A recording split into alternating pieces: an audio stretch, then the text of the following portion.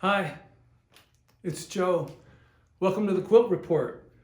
Well, here I am in my studio and getting back to my duties that I promised you earlier.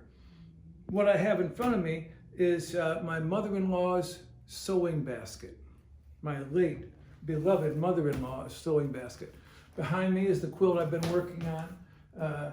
I'm still plugging away at it.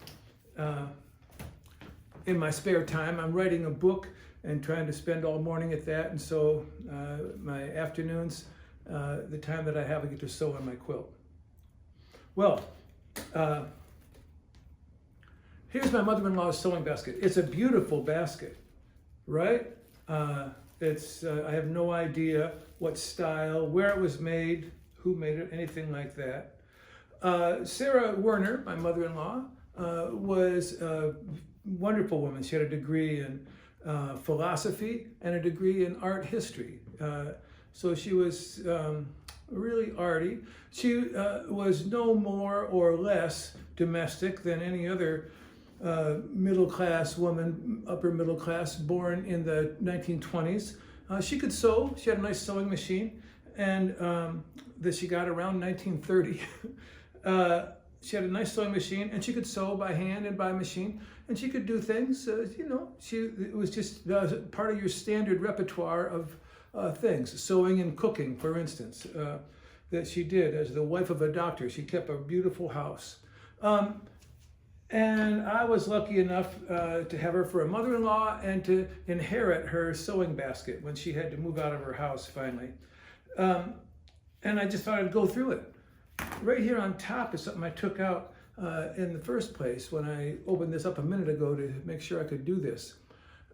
You can see it's a heavily used beeswax in a beeswax holder that you can run your thread through and wax your thread. Does anybody have one of these? It's not that old. It's made out of clear plastic, but it's really, really cool. Here's something that is still handy to have sometimes if you're going to be hemming anything. It's a sewing guide. You move the little thing up or down to measure the size of a hem you want to do, or anything else you need to measure like that.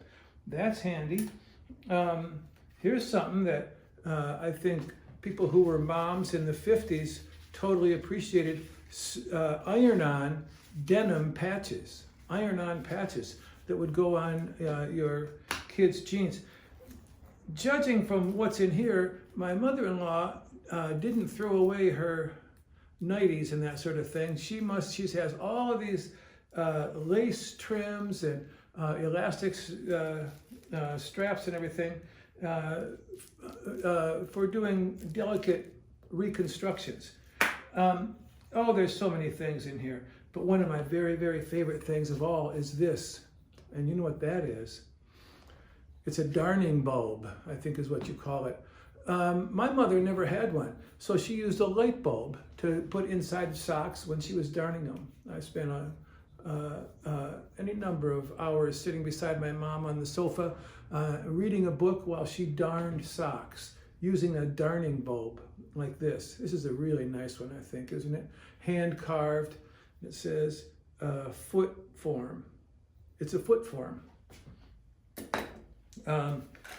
Different things, measuring tapes. Here's Sarah Werner's thimble.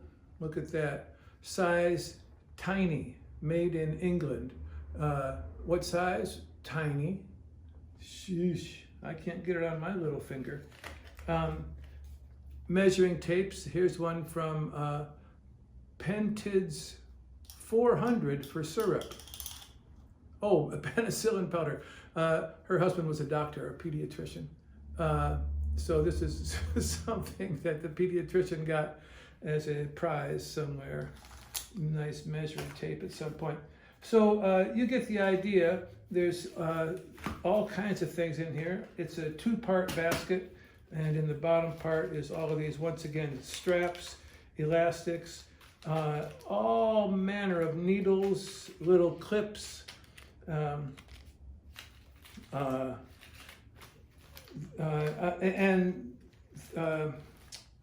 mean, here's 45 assorted needles. It was 29 cents.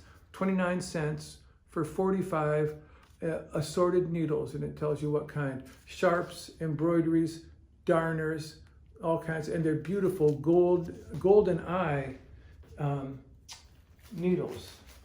I raid these every once in a while. There's bias tape. Oh, here's some stars all ready to go on somebody's Cub Scout or Boy Scout or Girl Scout uniform that never got earned, I guess. Well, one reason I wanted to go through this is to remind you that an old woman's sewing basket is a piece of history, and it's a beautiful thing that'll tell you a lot about that person. In this case, this person was a perfectly able sewer.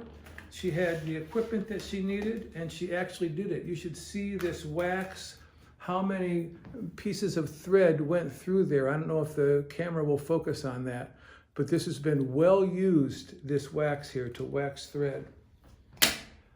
Man, Sarah Mae Werner. What a woman.